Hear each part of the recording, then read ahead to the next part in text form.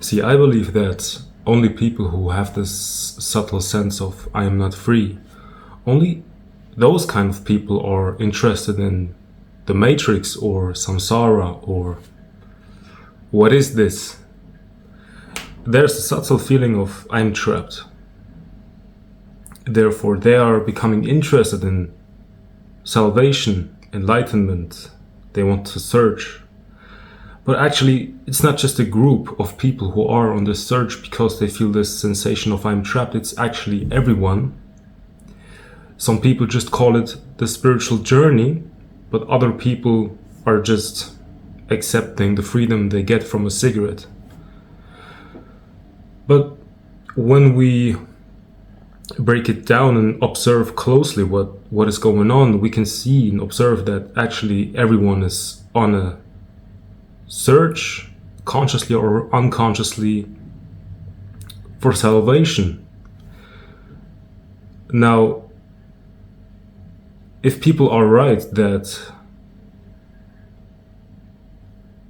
this feeling of I am not already safe comes from something that we could call a matrix, then what is this matrix? Because I want to get free. I want to be freed from this matrix.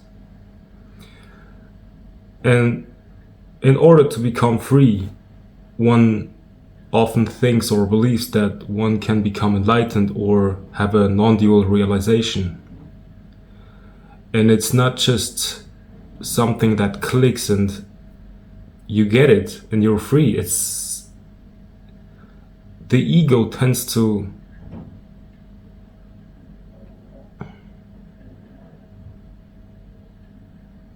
like make a movie out of it.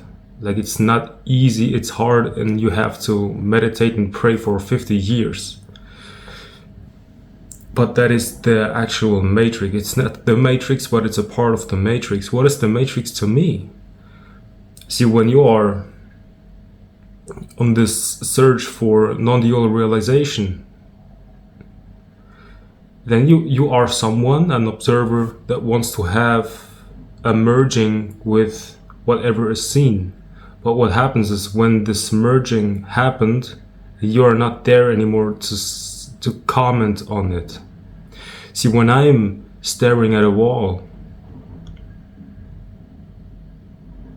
and I'm totally absorbed by the wall, there's no one staring at the wall.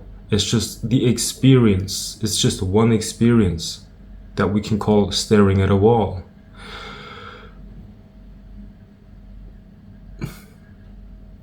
Right in that moment, there's no one who's asking for enlightenment.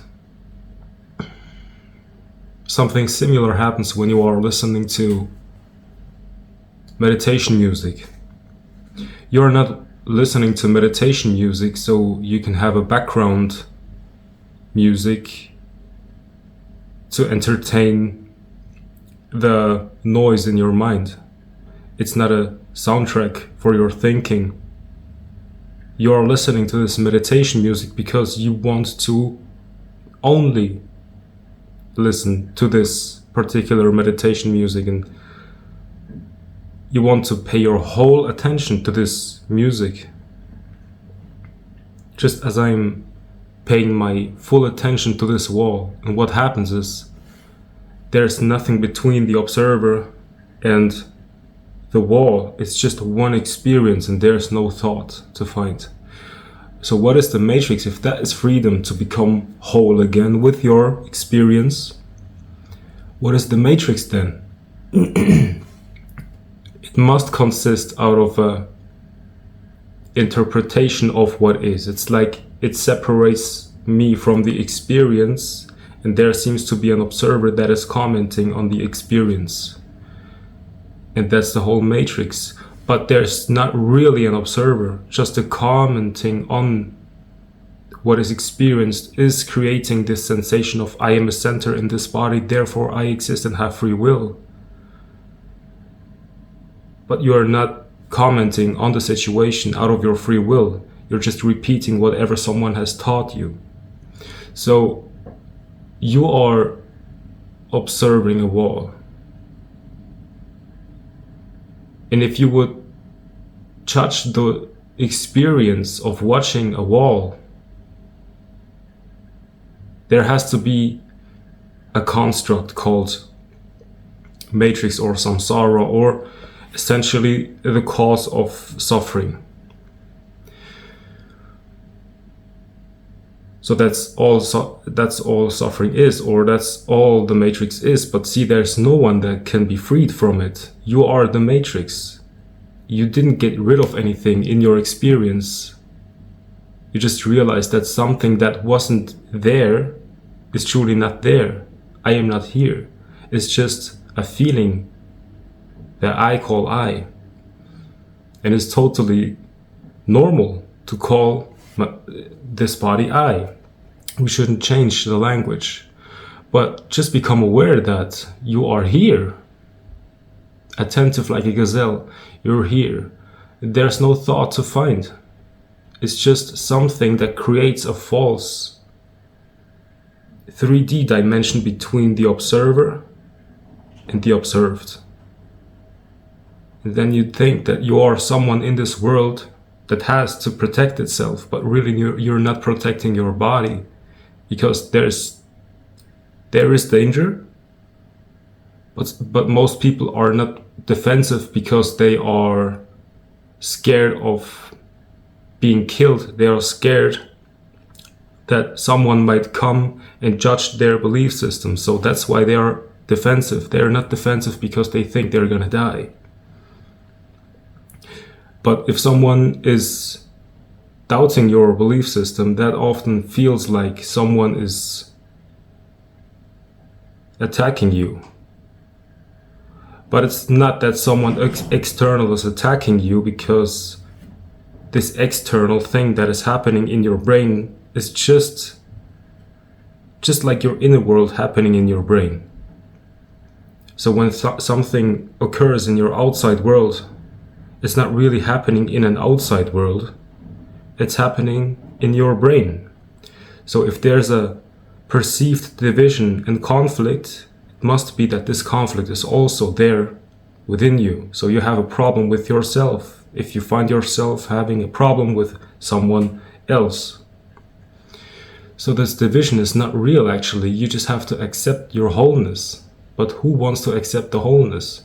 It is already there. It's just a veil that's in front of it, pretending that it's not already the case.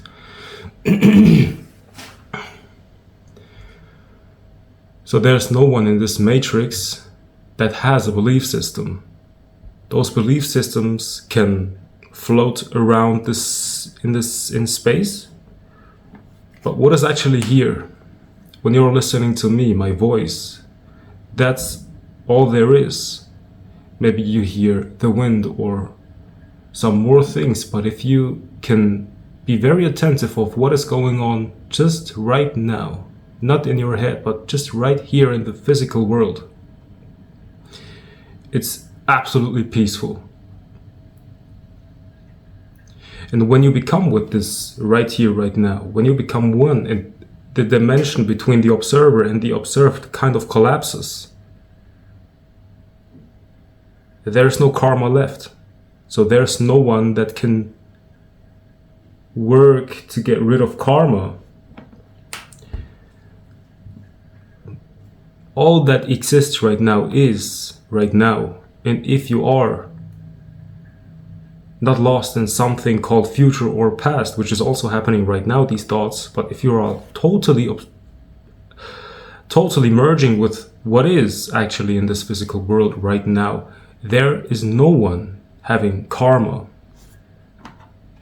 So there's no suffering, and it's absolutely the death for the ego, because the ego can only survive in time. There is no time, there is only now. You cannot wait for the future, just wait right now. It will never come. It's now, it's still now, it is still now. It's only now. So there's no future to come.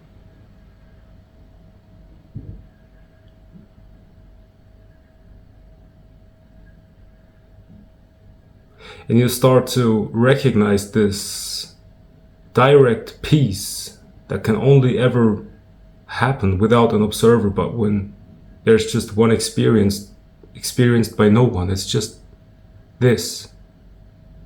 It seems like there is a still ocean of pure intelligence present, and that's all there is. And you no longer identify yourself as a wave that happens in this ocean. You're identified with the ocean itself. Now, thinking about the ocean and thinking that you are a someone that is thinking about the ocean is not what you should do. You shouldn't listen to my words as if they mean something. Just listen to them as they are. In reality, my words are just sounds. And your mind has been trained to interpret these sounds so that you actually think that I'm actually thinking or talking about something important. But if you would just listen and observe,